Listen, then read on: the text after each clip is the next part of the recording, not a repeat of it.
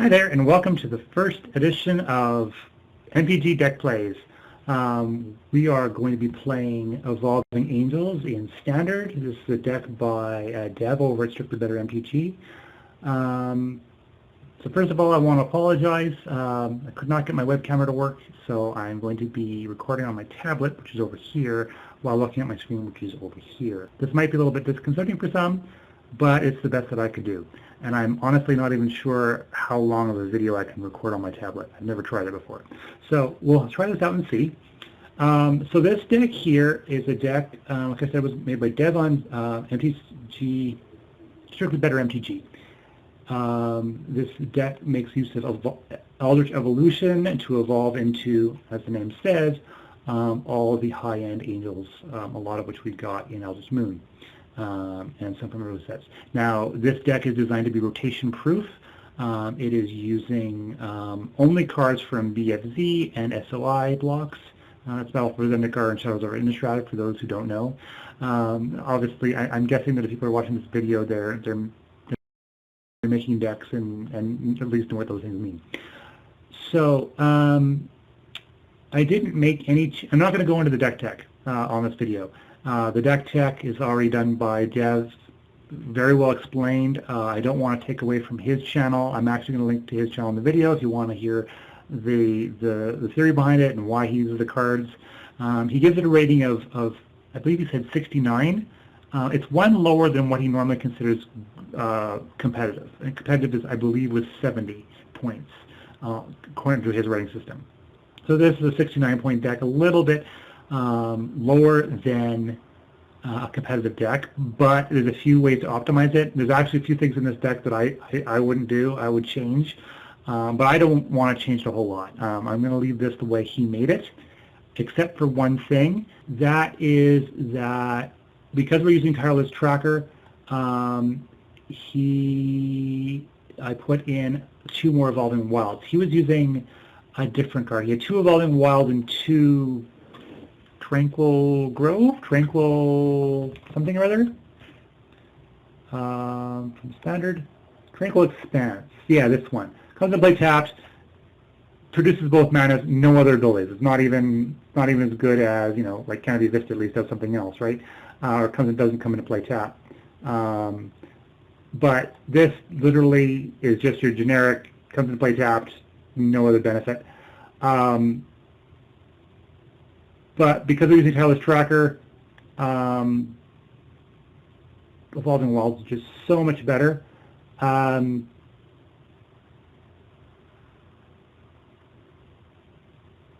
only reason I can think of that he may have only used 2 Evolving Wilds is because he also used Primal Druid, and Primal Druid kind of does the same thing as Evolving Wilds.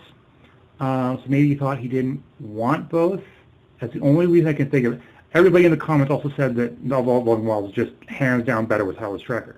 So that is the only change that I made because I consider that to be the biggest. It's an actual mistake to not have all 4 of these. Everything else I'm leaving the same. There's a few cards, like I said, I wouldn't use these, but I'm going to trust that Dev put these in for a reason. We're going to try it like this. When I wrap up after I do some playthroughs, I will tell you some of the things that I would change. We'll see. I may even be wrong. I may even change my mind completely after playing this deck a few times. But without further ado, I'm going to get right into it. Actually, one more ado is that I'm using a program called XMage. It's free to play, open source. Lets you test your decks for free to see if you like the deck, and then if you do, you can go out and buy the cards. Gives you a kind of a sandbox mode to test decks. Now, without further ado, let's get into our first match. Okay, so apparently my camera crashed and I didn't realize it, so I'm going to be narrating this voiceover after the fact, which actually may be a better way of doing it retrospectively. So here I have no angels, or sorry, I have no low costing cost creatures. There's no way I can keep that hand. Here I have a lot of land, which I don't like, but I do have the Tireless Tracker. Keep the Declaration Stone on top. Let's see. Upkeep. Unfortunately, I have a lot of non-basic lands. I could reveal the Canopy Vista, but I don't need the lands, so I figure I'll just play it tapped.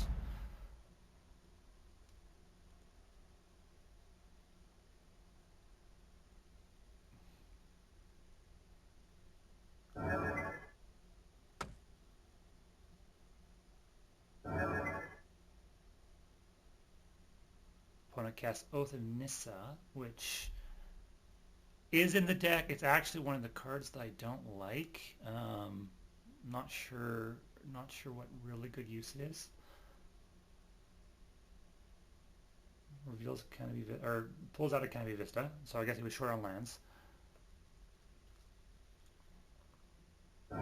Again, I choose not to reveal my Canopy Vista, even though I could, because I didn't need the land drop. Next turn, of course, if I want to cast a Tireless Tracker, I'm going to have to reveal the Canopy Vista. Hangerback Walker, which is okay because I've got Declaration Stone. I can get rid of that without giving him a bunch of tokens. Second out Archangel, which I'm not actually terribly pleased about. I'd rather have drawn a Eldritch Evolution there. But, you know, things are what they are. I do reveal the Canopy Vista. That's actually something that they fixed in this version. Before it was wonky. It wouldn't let you select the land. Sometimes it would randomly show the land, and sometimes it would come into play tapped and you couldn't do anything about it. So I'm glad they fixed that in this version.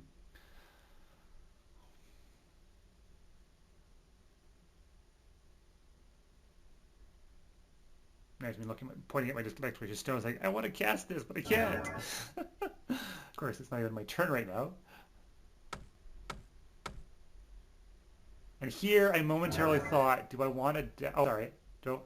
I don't know why I thought it wouldn't matter. I was thinking I could Declaration Stone that, but that's not Baby Nissa. I'm used to seeing Baby Nissa, not regular Nissa, in almost every time I play. Green-white tokens hasn't been a thing for a while, so it's kind of... I actually think... No, that can't be true. Never mind. So there's me getting my clue token. I do decide to Declaration Stone there before he tries to attack and get stuff. I think that was a good play.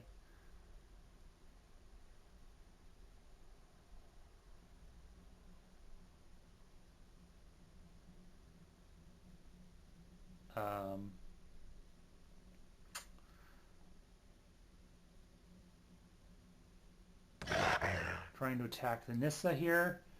Of course, I knew he was going to block, but I wanted to make him block. And I can't keep... Well, I'm spoiling a little bit here, but he gets his Nissa up to 6. I'm kind of worried that he pulls the ultimate off, and he doesn't. He winds up creating counters, which is what you're supposed to do with GW tokens. I don't know. Would I have won if I'd gone after the face? You guys tell me in the comments. Tell me how bad of a player I am.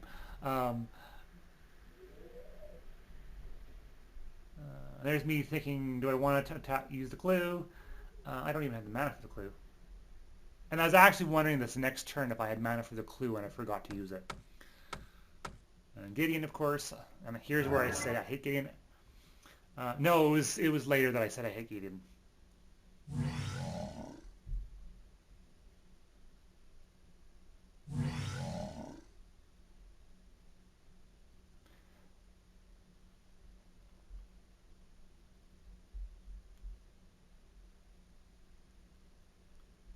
Another Declaration Stone, which I believe I use on the Knight.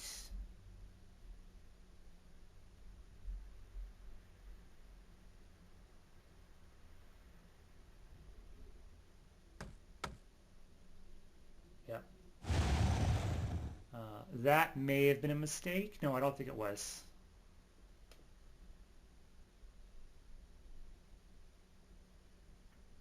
Go for the attack here.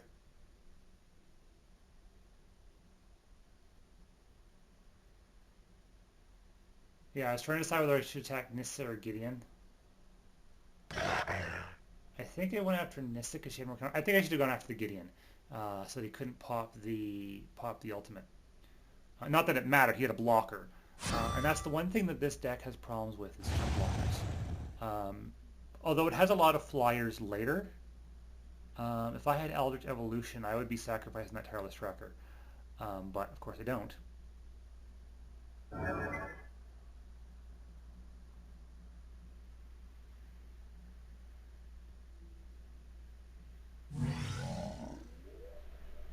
And actually, one of the things that I want to change to this is put in four Eldritch Evolutions. I'm appalled that Devin only has 3, but I'm playing the deck the way he made it, except for the Evolving Wilds.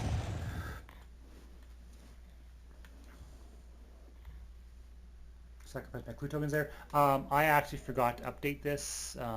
Before the next video, I'm going to update this to get the token icons back. There's an update to the client, and I forgot to try and download stuff. Oh, there's my Eldritch Evolution. This next play is so funny. I spoil it a little bit, but yeah, I love this. When I saw that my thing had crashed, I was like, "Oh, I'm just gonna scrap this." Like, no, this play is so good. I wanna keep this video.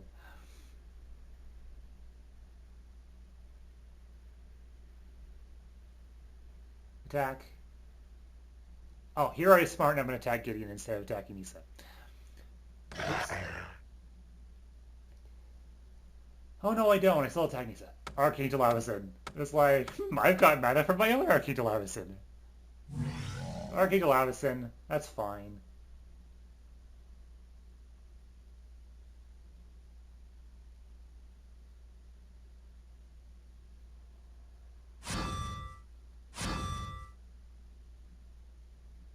Pick a blocker, doesn't matter.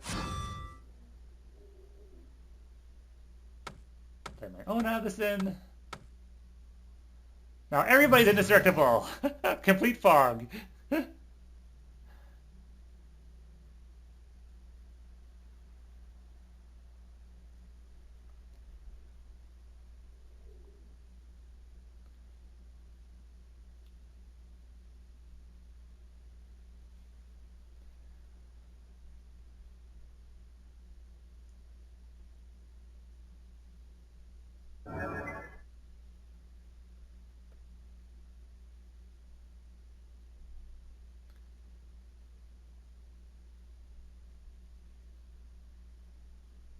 And there's, okay, so he creates another knight.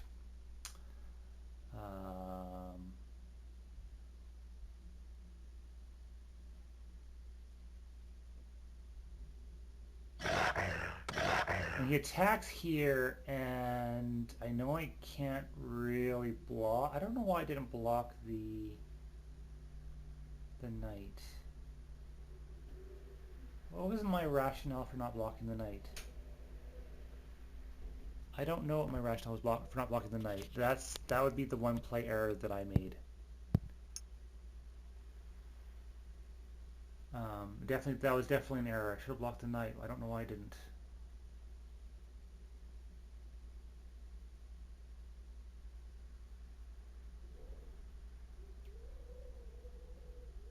That was stupid.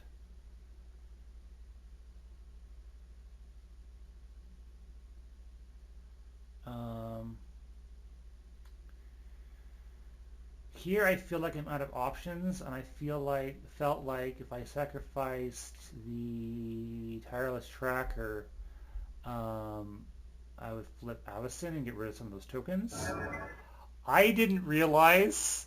I'm not gonna spoil it. I'll show you what I didn't realize later.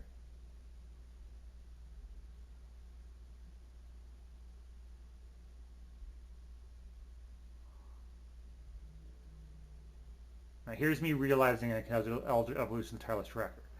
And I'm kind of reading the whenever a non-angel you control dies. I was reading the timing, like was it the next turn exactly? Sadly, creatures to sacrifice. And that there was my game loss mistake. I thought it was a good idea, but it actually wasn't. Trying to figure out what I can pick out. Patty something with toughness greater than 3. Here's me counting my lands and realizing that I can take a Solo Advocate. Perfect. Done.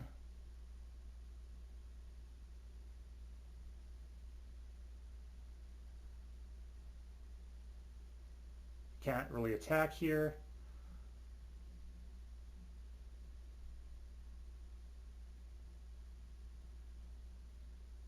Now I'm going to lose on my next turn. I'm going to spoil that for you right now. And if I had 3 more life, I wouldn't have. But that was my error.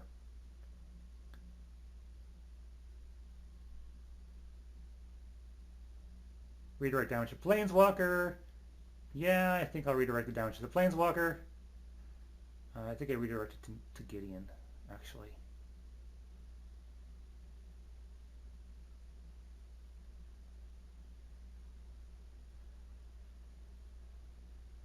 There's me checking to see if he's already got an emblem. It's like, no, he doesn't already have an emblem. I will make sure he doesn't get an emblem. And then see that there, right there. You see 3 triggers of that. And I'm like, okay, that's, 3 creatures died. Yeah, that's fine. I thought that Avacyn could only flip once. But if you read Avacyn, it says each time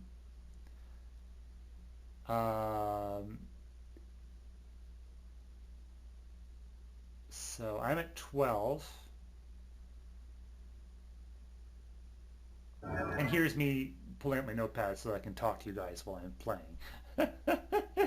It's like, oh, my camera died. And I knew it had been died. Actually, I knew when we both played Avacyn that my camera died. And I was like, aw. So, yeah, here's me typing in stuff for you guys.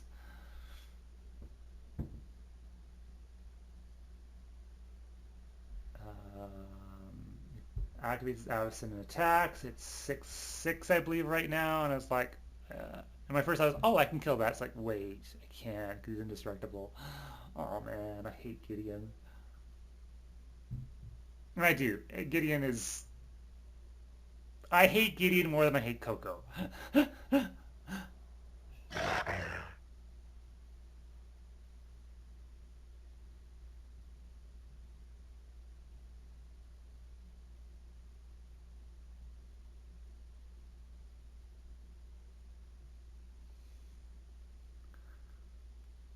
I hate Gideon so much.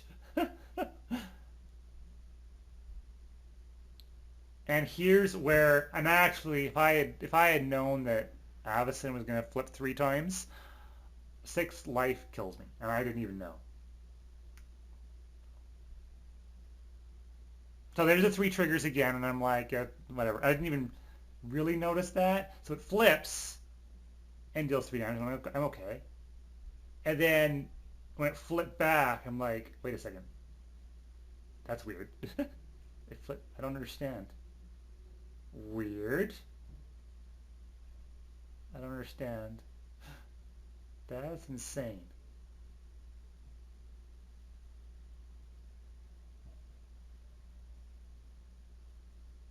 Transport. Yeah, that. Whenever a non-angel creature dies, transform. I'm like, is that a bug or is that supposed to be that way? So I let it flip. Let that go on the stack. I know my creatures are going to die. I don't even realize I'm at 3 life. I'm just going to protect my creatures. So my guys don't die. And then I thought I scooped. Like literally, like usually when game ends suddenly like that, I figure my opponent scooped. I'm like, what? Really? You scooped? Really?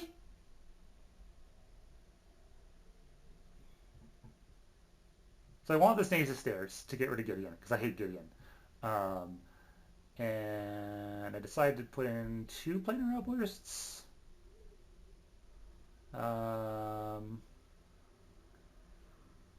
And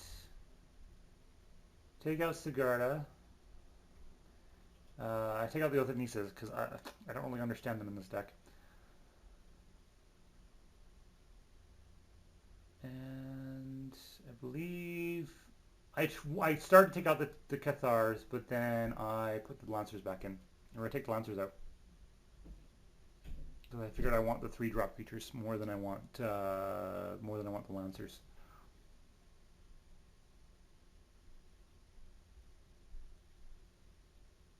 Your game has started. I thought I was losing there. It took me a few minutes. Actually, here is where I realized, like, wait, select starting player? Why am I selecting the starting player he scooped? Mulligan down to 6 cards. I decided to keep this because I've got Eldritch Evolution, 6 Nace's Snare, and a bunch of land. I probably should have mulliganed this, but honestly, I don't. I think this deck has not very many good opening hands because it's either all not either you, because there's just not enough low level creatures. You have to understand that I play mono red. It's all creatures. Well, not all creatures. It's 30% creatures, 30% burn, and 30% lands, and nothing costs more than 4. Sorry, nothing costs more than 3 unless it has madness, because there's a 5 casting cost that has madness 3. And so that's on me for not being very good with this kind of a deck. I have no idea how to play this kind of a deck. As you'll see this game. This game is horrible. By which, spoilers, I lose. Because it's green-white tokens.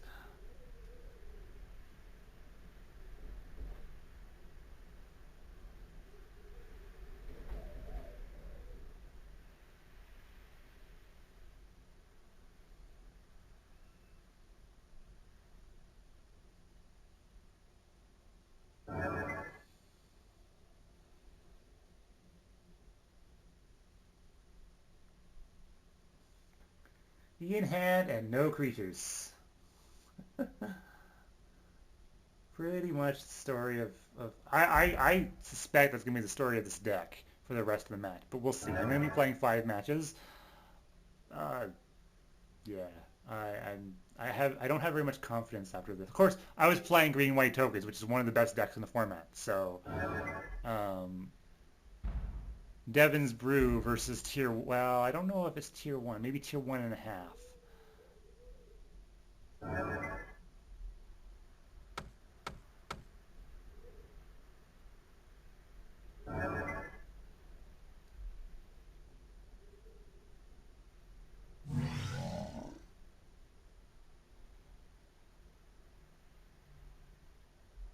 Well, there's the planar outpost, which I like to see.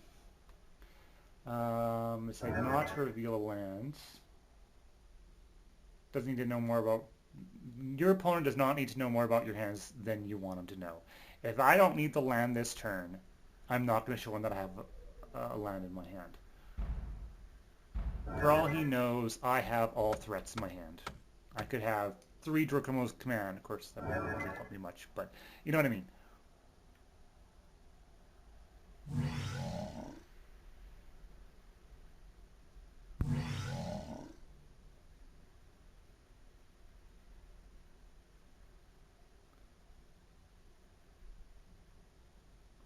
Reveal a plains or forest.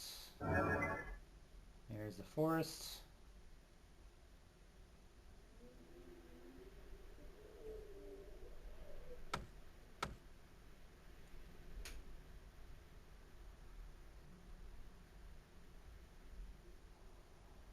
I request a rollback here because I tapped the wrong lands. I didn't keep out a white for Snake's Snare.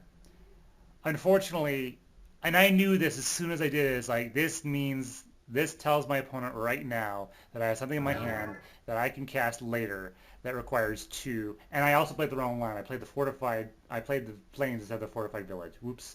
But this tells my opponent that I have something in my hand that requires 2 white. Um, and yeah, it's that.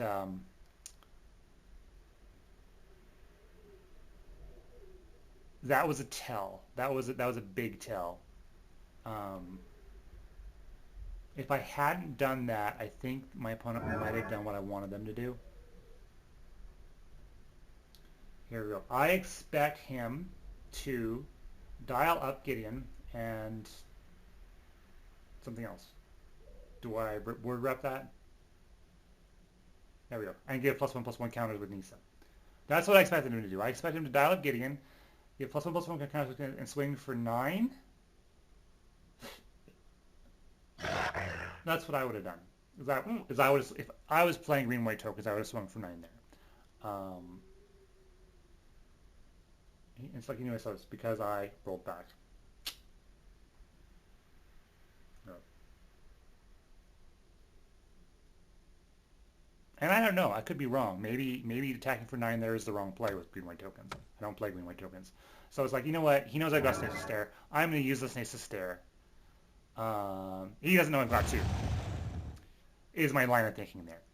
You guys can tell me in the comments if I'm completely stupid.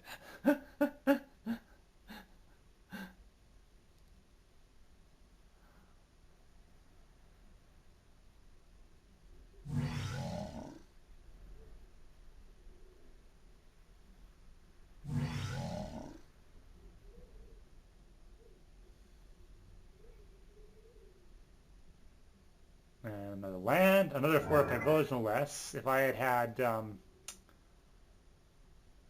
course I don't even need the lands. I could play Planar Outburst here, but I don't see the need to. And of course there's Avacyn, and I want to save Stasis Snare for Gideon.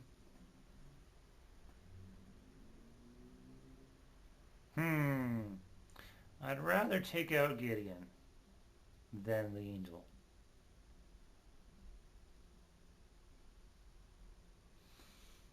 Again, I didn't realize that I didn't think about voiceovering this after the fact. Especially since I have Planar Outburst. And that's the other thing too. Is if I can take out Gideon with Stasis Snare, Planar Outburst won't get Gideon. You'd think my deck had no creatures in it.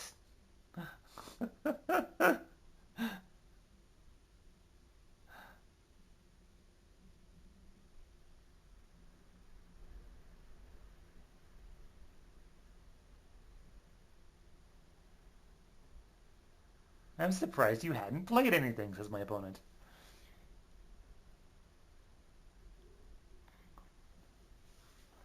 Attacks with everything, and I could Stasis Snare Avacyn, but I'm like, yeah, no, I'll take the, whatever that is, 8, 9?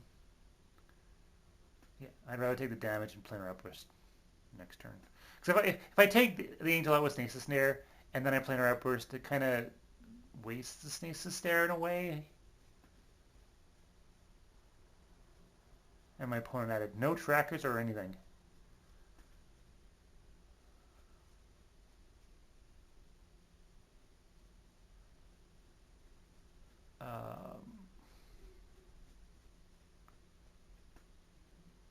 Destroy all non-land creatures.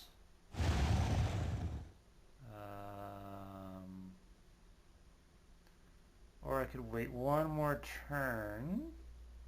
And then I realize I'm not going to survive one more turn. Because he just created the emblem. And yeah, even still, I shouldn't. I need a basic land. I thought I could Planar Outburst and get... I thought I could, what's the word? Awaken Planar Outburst. Which is... Oh, it costs 3 white. I was counting 5. I thought it only required 2 more. Boom, I say, but it's not. Oh, bingo is what I said. Bingo, hee hee hee. Not that I think it'll help much. Not that I think it'll save me is what I said.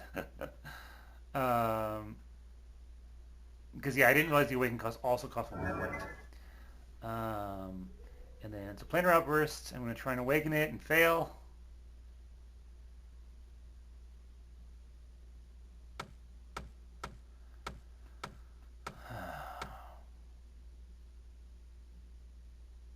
And then so it's like, okay, fine. If I can't Awaken it, I need this now. Could I have done that last turn? You guys can roll back and find out if I could do that last turn. If I roll back, I'll lose this time syncing of the voiceover. Avacyn triggers 3 times, but it doesn't matter because Avacyn can't transform if she's dead. And I didn't even realize, I didn't even see the needle spirals really. And he just got the mana for it this turn. So that's kind of lucky for him. Now he plus ones when I can't cast Nieces there.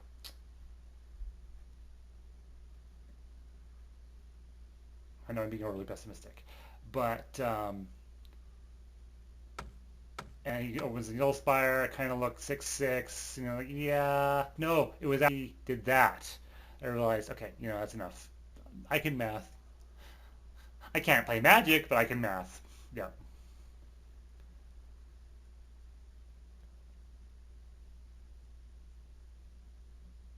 And that's exactly enough.